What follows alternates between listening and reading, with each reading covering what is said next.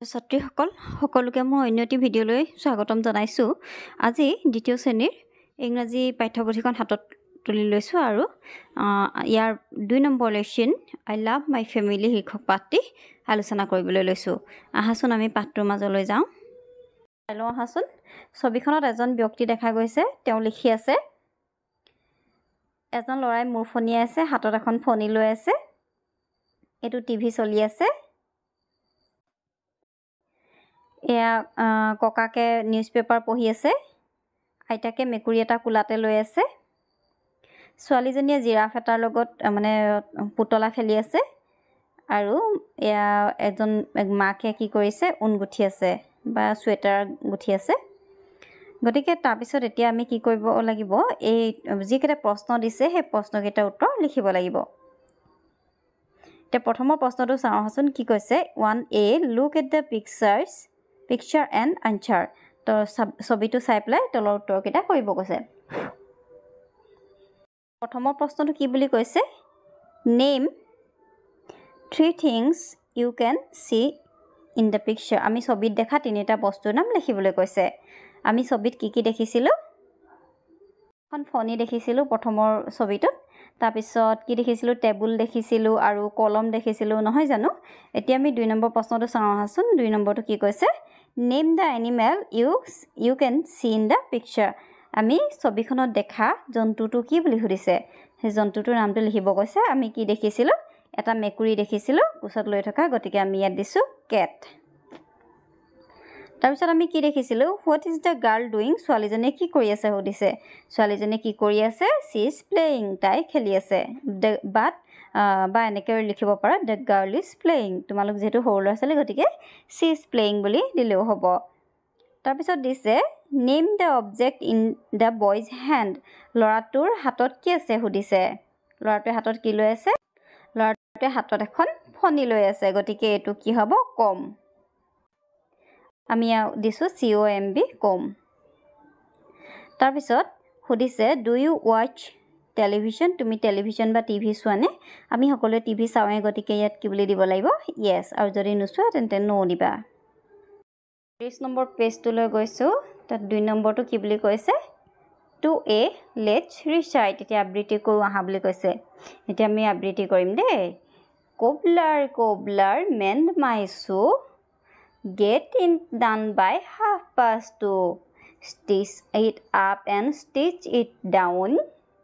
Then I will give you 1/2 crown. কি বুলি কৈছে? কোবলাৰ কোবলাৰ মেণ্ড মাই শ্বু, মানে কোবলাৰ মানে হৈছে মুচি যি জোতা চেণ্ডেল ঠিক কৰে, তেওঁ কোবলাৰ বুলি কোৱা হয়। মেণ্ড মাই শ্বু মানে মোৰ জোতাযোৰ ঠিক কৰি দিয়া বুলি কৈছে। গেট ইট ডান বাই 2:30, মানে 2:30 বজাৰ আগতে এইটো ঠিক কৰি দিয়া।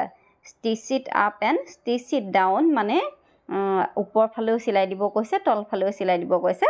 Then I will give you 1/2 crown। তেতিয়া মই তোমাক মোৰ পিন্ধি থকা মুকুটটোৰ আধা দিম বুলি কৈছে।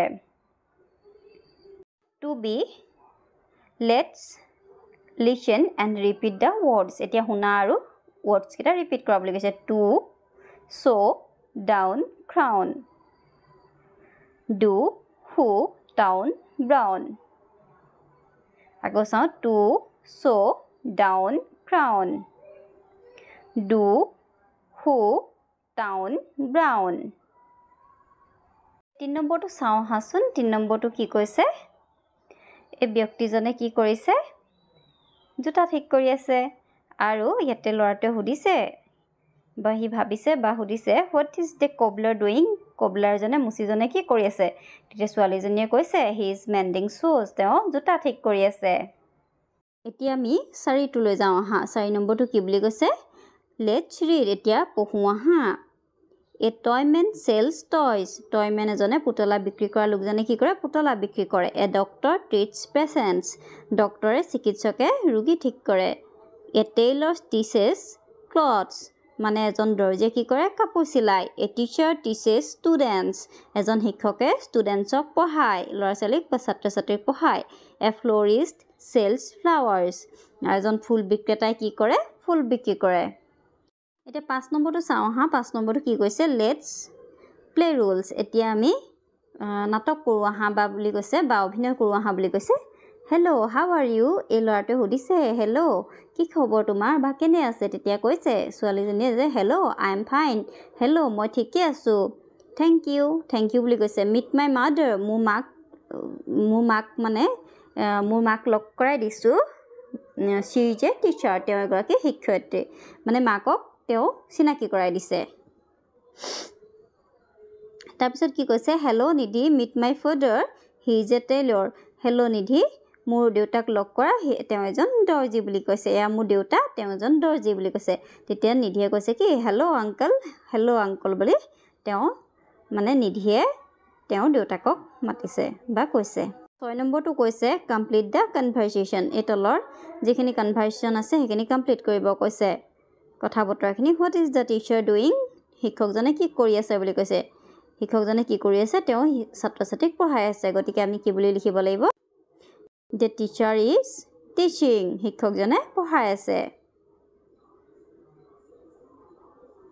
নম্বৰটোলৈ যাওঁ হাচোন 7 নম্বৰটো কি বুলি কৈছে Let's look at the pictures and read the words. এতিয়া তলৰ এই ছবিবোৰ চাবলৈ কৈছে আৰু শব্দবোৰ পঢ়িবলৈ কৈছে এইটো হ'ব এ বুক সেলাৰ মানে হৈছে যি কিতাপ বিক্ৰী কৰে এ কাৰ্পেণ্টাৰ যি মিস্ত্ৰী এ কবলাৰ যি জোতা ঠিক কৰে মানে মুচি এ ফাৰ্মাৰ মানে খেতিয়ক এ টেইলৰ মানে হৈছে দৰ্জী এ হেয়াৰ ড্ৰেছাৰ মানে হৈছে যি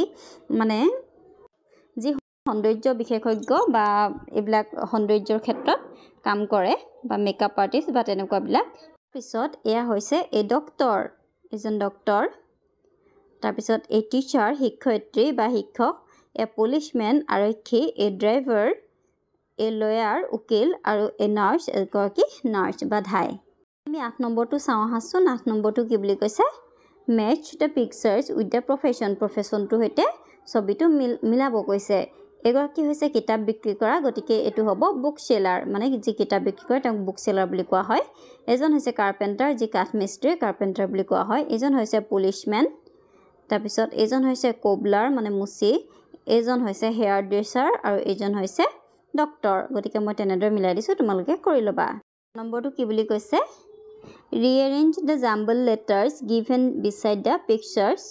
Get names of professions. Write the words in the blank space. ইয়াত কিছুমান হেয়াৰ ড্ৰেছাৰ শব্দ দিয়া আছে শব্দবোৰ উল্টা পুল্টাকৈ দিয়া আছে আৰু সেইবোৰ আমি চিধা কৰি পিনি আচলতে শব্দটোনো কি হয় সেইটো লিখিব লাগে এইটো হ'ব হেয়াৰ ড্ৰেছাৰ এইটো হ'ব ড্ৰাইভাৰ এইটো হ'ব টিচাৰ এইটো হ'ব ফাৰ্মাৰ গতিকে মৰমৰ ছাত্ৰ ছাত্ৰীসকল আজিৰ পাঠত আমি ইয়ালৈকে আলোচনা কৰিলোঁ 9 নম্বৰ প্ৰশ্নলৈকে আলোচনা কৰিলোঁ পৰৱৰ্তী প্ৰশ্ন উত্তৰৰ কাৰণে তোমালোকে মোৰ চেনেলটো ছাবস্ক্ৰাইব কৰি ল'বা থেংক ইউ